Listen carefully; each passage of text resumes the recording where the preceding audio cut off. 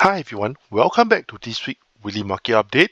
So as usual, let's take a look at what happening on last week and things to watch out for the coming week as well. So before that, if you have not shared and liked my Facebook page, YouTube or Telegram, please remember to follow and like and share so that more people can actually learn from what is happening on the market itself. Try to be trading at a cautious pace as well. So let's take a look at what I have shared on last week. As you can see, I have do some write up. So we did mention that the market has surged to all-time high, and of course for the coming week there will be like earnings on C Limited, CrowdStrike and Broadcom. Other than that, there will be also NEO, and there will be non-farm payroll and Fed Powell testimony. A lot of things have been went through last week itself, especially on the non-farm payroll. Create a lot of market volatility. So also on top of that, right, I did mention that Coinbase may continue to soar alongside with the surging of interest with in Bitcoin. As you can see, that Bitcoin is beating all-time high, 70,000. So let's see what happened on last week itself. So last week we can see that Nasdaq dropped 1% Friday as Nvidia tumbles.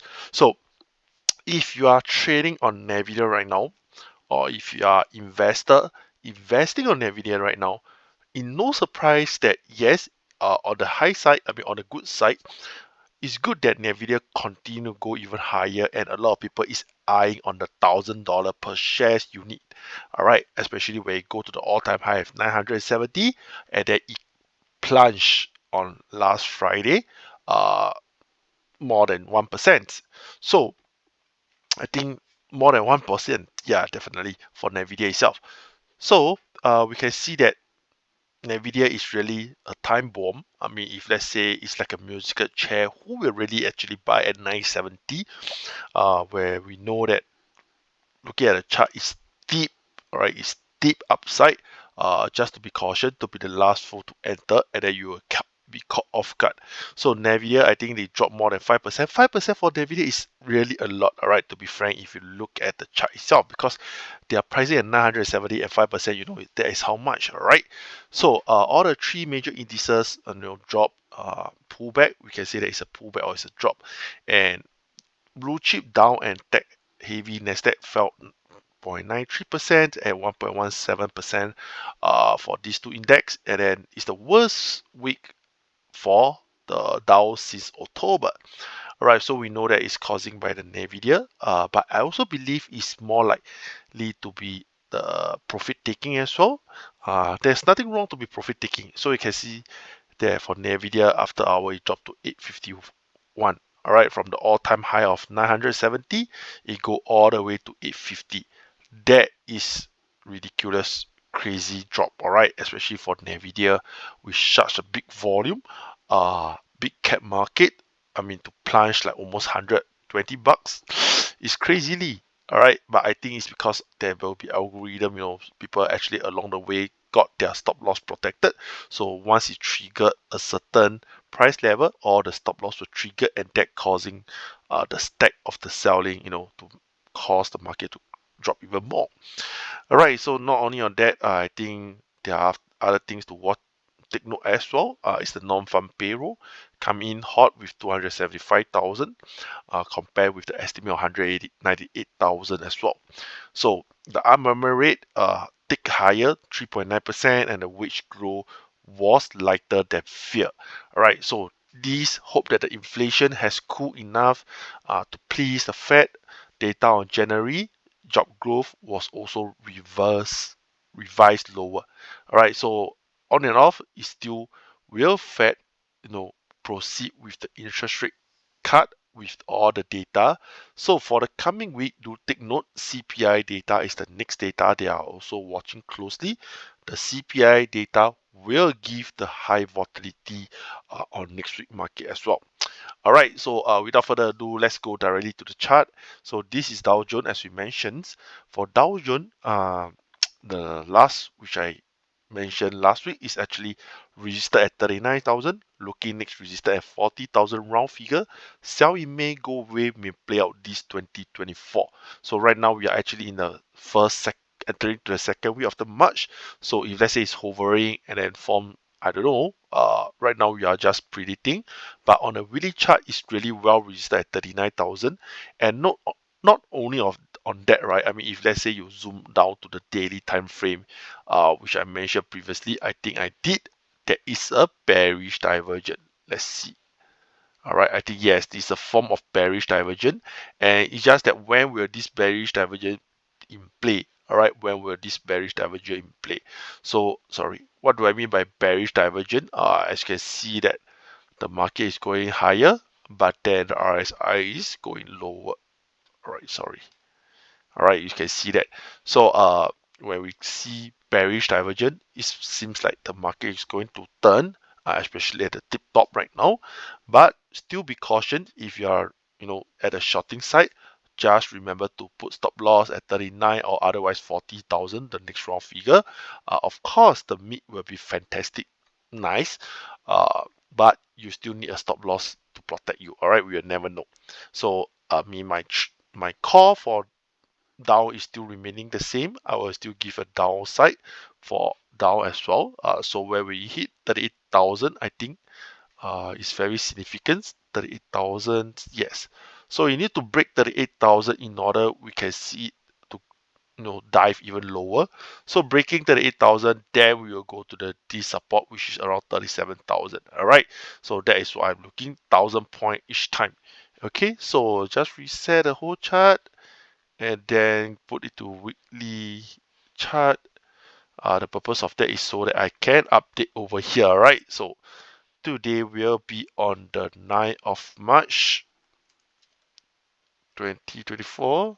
So buyers downside from in progress of forming bearish divergence. All right. Support at 38,000, break and close below may see 37k as next support. Alright, so this is what I'll be looking for next week. Most likely the fear of from selling on Nasdaq may actually continue, and that you will drag other indices to go down as well. Alright, so that's my view and that's my call for Dow Jones Index. And then we go and see and take a look for Nasdaq itself. Nasdaq 100. Okay, so this is Nasdaq 100. We can see that from the day chart itself on last Friday. As you can see, this candle is not that fantastic, especially it's coming from Nvidia, this kind of big giant. So I mean, you can just put a stop loss here. All right, it's a very tight stop loss, but however the downside mid will be way better. Okay, so I mean, if you want to short, you can look for other signal, or otherwise you can wait for pullback and then you long and ride with the trend. So it's up to you how you want to play. All right, remember stop loss is important. Okay, so let's take a look at Nvidia, what's happening over there. So for Nvidia, as you can see, this candle, a day candle with increased volume, is not that uh, good looking at the moment. All right, it don't look good at the moment. So on this engulfing, we may return back the profit that we run, but ultimately, if you want to play safe, you can just look more on the downside and wait for the moving average to come in play. All right, wait for the moving average to come in play. Here will be a good idea for you to long, maybe around 800. All right, we can see. So that is my view for Nvidia. And then we go on to the other counter that we mentioned is Coinbase. So just a recap, I think Coinbase hit my target. Congrats to yourself if you have followed. So I did mention looking Bitcoin, chance it may hit 240. Indeed it hit, it break up and then it closed to 256, which high is around 270. If looking at a Bitcoin at the current price, no surprise, Coinbase may have more room to grow as well. All right, no surprise. So next we will be looking into gold. All right, for gold, okay, for gold, breakout all-time high. So just to take note, if you think that the bullish will continue to go up, you may enter, or you want to be a more on the safe side, more on the precaution side, you don't want to chase at a high, you can wait for the price to pull back to 2000, which is like a psychological level, and then you can long from there. All right, right now it's really chasing. We never know how it goes, but if let's say it's able to come down and well supported at this area, all right, at this area, then it's actually a good price to go. Okay, so just right on 9th of March 2024, wait for price pullback.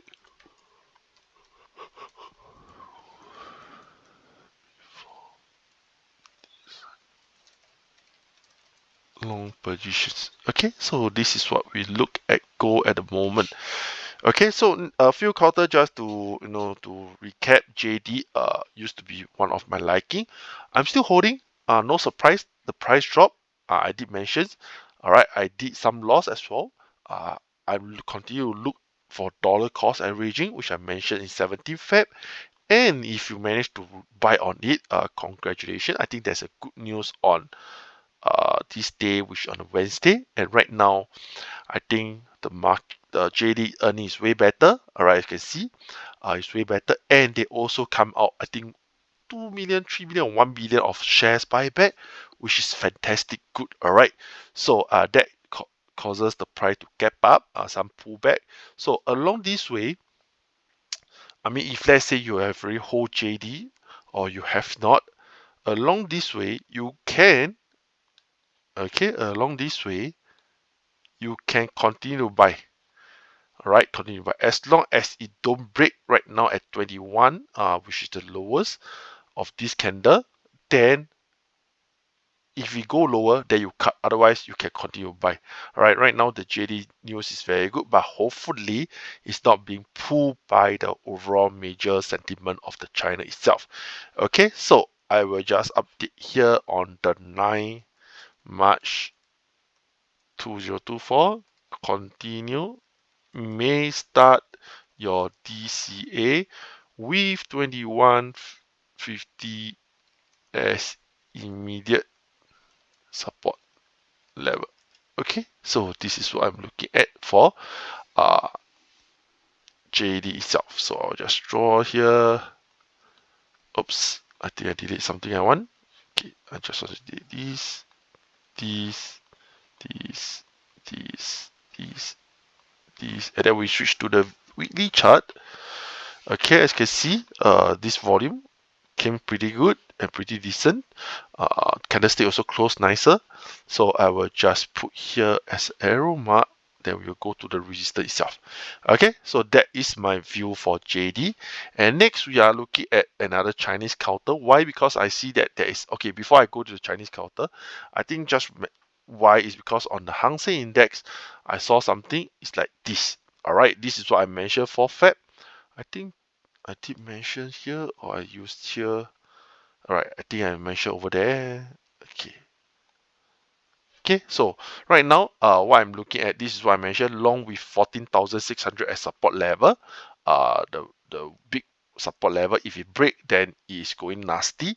Otherwise, right now, what are we looking is that if let's say you're able to break this descending trend line, you have somehow formed a head and shoulder, as you can realize. All right, so on a weekly candle, break above and then break above one more, which is this 17,000 whole figure, then followed by 50 MA. If break above, then overall is a good inverse play of head and shoulder here. All right, so this is what I'm looking at right now. I will take a right up. So 9 March 2024. Okay, waiting for the price to break above 17,000. Okay, followed by okay, sorry, waiting for the price to break above descending resistance line. Okay, descending resistance line. This is the descending resistance line, followed by break above 17,000, which is the inverse head and shoulder neckline. Alright, then followed by 50 days moving average. Okay, so this is the few key level that we need to see for it to break in order for Hang Seng to go higher, and that is why on the Ping An, alright, which I mentioned on the 28th Jan, I bias upside with the 30 as the immediate support, $30 as an immediate support, which is the way below here. So we can see on the day chart, right, actually the candlestick for Ping An is doing very extremely well, breaking above the 50 days moving average, pull back. So this used to be a resistance turn support at the moment. Alright, so that is what I'm looking at for Ping An these stocks. So my view will be remaining the same. Just shift the arrow up. So, and then we are biased on the upside. Okay, so I just write here on 9th March.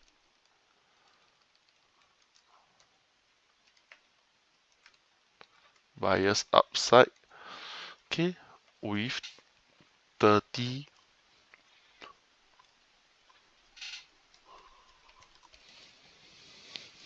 immediate support, which I mentioned above, alright, which I mentioned above. So we are waiting for it to break a few things in order to say that it's much at a much better level. Let me see. So this is Ping An. Okay, so right now Ping An is well. Okay, bias outside area. Price hit support. Sorry, resistance turn support. Okay, and sitting on 50 days moving average. So this is what we are looking for Ping An. Alright, so hopefully you guys understand what I have been sharing today, and hopefully you guys can watch this JD and Ping An, and hopefully you guys take some actions, and then profit from here, and you will really find that what I have been sharing is hopefully good to you, good to your portfolio as well. Alright, so that's all for this week Weekly Market Update, and I will see you guys next week once again. Remember to share and like. Goodbye.